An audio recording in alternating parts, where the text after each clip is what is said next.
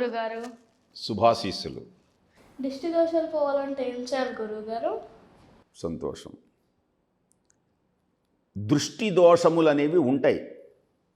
కొందరు టీవీ ఛానల్స్లో వాటిలో అక్కర్లే మూఢనమ్మకాలు అంటారు. అదేం కాదు. ఒక్కొక్కడి చూపు దుర్మార్గపు చూపు ఉంటుంది తెలిసిన. ఇప్పుడు ఎందుకు, ఇప్పుడు ఒక అబ్బాయిని అమ్మ చూస్తుంది చూడండి, ప్రేమగా చూస్తుంది. ప్రేమగా చూసినప్పుడు అబ్బాయి ఏమంటాడు? నవ్వుతాడు. అవునా? మీ అమ్మ ఉంది అని చూసింది అనుకోండి, అది చూపే, అది కళ్ళే, కానీ మీరు భయపడతారు. అవునా? ప్రేమగా చూచే చూపు వేరు, కోపంతో చూచే చూపు వేరు. కొందరు చూస్తారు అని. ఇప్పుడు నేను చెప్పేదంతా అబద్ధం అన్నారనుకోండి మీరు, అప్పుడు ఏం చేస్తారు తెలుసా? ఆ చూపుని అంటారు. ఆ కళ్ళు ఆర్పే చూపులు వేరు. కాబట్టి చూపులలో చాలా తేడాలున్నాయి అని ముందు అర్థం చేసుకోవాలి. అవి దుర్మార్గమైనటువంటి చూపులు ఉంటాయి. ఆ చూపు ఎవడి మీదన్నా పడితే మానవుడు మహనీయుడు, మానవుడు శక్తిమంతుడు. తెలిసినా ఒక్కొక్క చూపుతో ఆకర్షించవచ్చు. చూపుల్లో ఎన్ని తేడాలున్నాయి. అమ్మవారిని మీనాక్షి అని పిలుస్తారు. అంటే చూపుల కోసం చెప్తున్నాను. మీనాక్షి అంటే అర్థం ఏంటి? చేప వంటి కన్నులు గలది అని అర్థం. దేనికని చేప వంటి కన్నులు గలది? చేప గుడ్లు పెట్టి పొదగదు, అలా చూస్తుంది. చూడగానే అవి పొదగబడతాయి. ఆ ప్రేమకి ఆ చూపులలోనే ఉన్నదన్నమాట. అందుకనే స్వామి నీ కరుణా కటాక్ష వీక్షణములను నాపై ప్రసరింపచేయి తండ్రి. నీ కరుణతో నన్ను చూడు, ప్రేమతో నన్ను చూడు అంటాం. అలాంటి దుష్టమైనటువంటివే దృష్టి దోషములు అంటారు. మానవులలో కొందరు దుర్మార్గులు ఉంటారు. అందరూ మానవులు మంచివాళ్ళు అనుకోకండి. కొందరు మంచివాళ్ళు ఉంటారు, కొందరు చెడ్డవాళ్ళు ఉంటారు. కొందరు దుర్మార్గులు ఉంటారు, కొందరు రాక్షస ప్రవృత్తి కలిగిన వాళ్ళు ఉంటారు. కొందరు పరోపకార చింతన కలిగిన వాళ్ళు ఉంటారు. అలాంటి ఈ రకములలో దుర్మార్గులు దుష్టులైనటువంటి వ్యక్తులు మనల్ని చూచినప్పుడు మన మీద ప్రభావం పడుతుంది.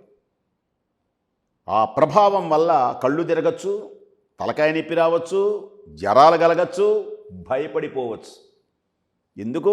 మీ పాఠశాల ఇప్పుడు మీరు చిన్నపిల్లలు కదా, మీరు హోంవర్క్ చేయకపోతే మీ మేడమో మీ మాస్టారో తాట తీస్తాను, నిన్ను చంపి పారేస్తాను, ఇష్టం వచ్చినట్టు అనుకున్నావా, హోంవర్క్ చేయలేవా అని గద్దించాడు అనుకోండి కళ్ళతో, చూపులతో. ఇక మీరు రాత్రికి జ్వరం వస్తుంది తెలుసా? మీకు జ్వరం వస్తుంది, అర్ధరాత్రి అమ్మా అని భయపడతారు తెలుసా? మా పిల్లలు కూడా భయపడేవాళ్ళు. మరి ఆ చూపు ఏంటి? అలాంటి చూపులు మన పడి మీద పడినప్పుడు, మనం ఒక్కొక్కసారి ధైర్యం కోల్పోతున్నప్పుడు, కొన్ని దృష్టి దోషాలు ఉన్నప్పుడు, ఆ దోషాలు తీరడానికి ఉప్పు, ఇలాంటి మిరపకాయలు, ఇవన్నీ అవి ఆ భయాన్ని, లోపల ఉన్నటువంటి భయాన్ని మనకు ధైర్యాన్ని కలిగిస్తాయి. ఇవేం మూఢనమ్మకాలు ఏం కాదు అవి. ఉప్పు వల్ల చాలా ఉపయోగాలు ఉన్నాయి తెలుసునా? ఉప్పే కదా అనుకోకూడదు. చాలా ఉప్పు నిలవ ఉంచేటువంటి పదార్థాలకు ఉప్పు వేస్తారు. అలాంటివన్నీ మనం తీసి ఆ దృష్టి దోషాలను కనుక మనం పోగొడితే ఆ వ్యక్తికి ధైర్యం వస్తుంది. అందుకని ఆ దృష్టి దోషాలను పోగొట్టుకోవడానికి మన అమ్మ కూడా ఇంట్లో మా బుజ్జి నాన్న భయపడ్డాడురా అంటారు. యశోదాదేవి తన కొడుకు చిన్నవాడు పూతనని రాక్షసిని చంపివేశాడు. చంపితే పూతన చూసి అందరికీ భయం, కానీ కృష్ణుడికి భయం లేదు.